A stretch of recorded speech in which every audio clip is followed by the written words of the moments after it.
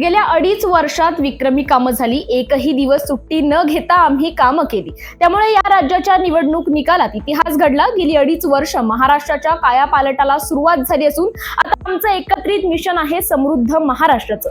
आता आम्ही तिप्पट वेगाने महाराष्ट्राला विकास मार्गावर नेऊ. महाराष्ट्र आता थांबणार नाही अशी ग्वाही उपमुख्यमंत्री एकनाथ शिंदे यांनी आज विधान परिषदेत दिली आहे. उत्तर प्रदेशात प्रयागराज इथल्या महाकुंभ मेळ्यासाठी मध्य रेल्वे 34 विशेष गाड्या सोडणार आहे. मुंबई, पुणे, नागपूर तसंच इतर ठिकाणाहून या विशेष गाड्या सुटतील. या गाड्यांमध्ये 20 डिसेंबर पासून प्रवासी आरक्षण प्रणाली तसंच www.irctc.co.in या रेल्वेच्या संकेतस्थळावर आरक्षण करता येईल. कैलास मानस सरोवर यात्रेबाबत भारत आणि चीन यांच्यात एक करार झालाय. 5 वर्षांनंतर बीजिंग मध्ये दोन्ही देशांच्या विशेष प्रतिनिधींची बैठक झाली, ज्यामध्ये 6 मुद्द्यांवर सहमती झाली.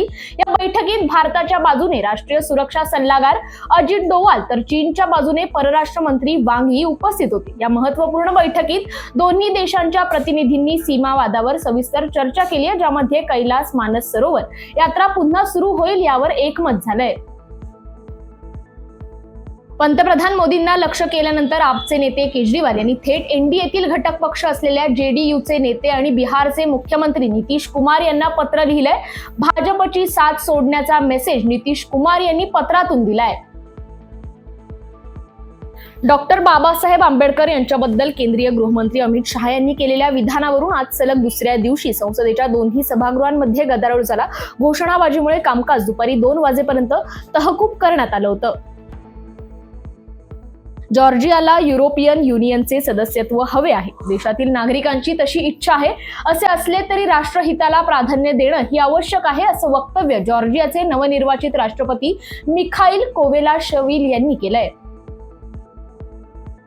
अमेरिकेचे मावळते राष्ट्राध्यक्ष जो बायडन यांच्या प्रशासनाने जाता जाता H-1B व्हिसाचे नियम शिथिल करण्याचा निर्णय घेतलाय, ज्या अंतर्गत अमेरिकन कंपन्यांना विशेष कौशल्य असलेल्या परदेशी नागरिकांना कामावर घेणं सोपं होणार आहे. याशिवाय विद्यार्थ्यांसाठी F-1 व्हिसा सहज H-1B मध्ये बदलता येणार आहे. या निर्णयामुळे हजारो भारतीय तंत्रज्ञान व्यावसायिकांना फायदा होण्याची शक्यता आहे, असं सूत्रांनी सांगितलंय. अमेरिकेच्या फेडरल रिझर्व्ह व्याजदरात 0.5% कपात करण्याचा निर्णय घेतलाय. प्रमुख व्याजदर 4.25 ते 4.5% दरम्यान ठेवण्याचा निर्णय घेतला असल्याचं फेडरल रिझर्व्हने प्रसिद्धी पत्रकात म्हटलंय. या निर्णयामुळे अमेरिकेच्या शेअर बाजाराच्या 3ही प्रमुख निर्देशांकात घट झाली आहे.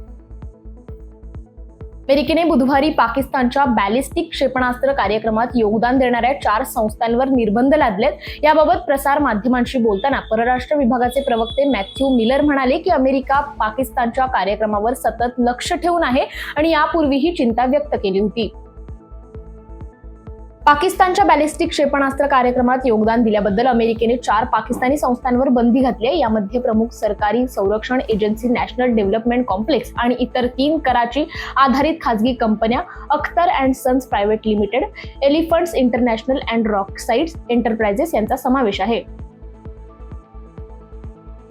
अलीकडे भारत आणि बांगलादेश संबंध अधिकच बिघडत चालले आहेत. दरम्यान बांगलादेशच्या उच्च न्यायालयाने एक मोठा निर्णय घेतलाय. मिळालेल्या माहितीनुसार भारताविरोधात शस्त्रास्त्र तस्करीच्या प्रकरणात दोषी ठरवलेल्या माजी गृहमंत्री लुफ्तोजम्मा बाबर आणि इतर 5 जणांना निर्दोष मुक्त केलं गेलंय. यामुळे भारताच्या सुरक्षेला धोका निर्माण होऊ शकतो, असं सूत्रांनी सांगितलंय.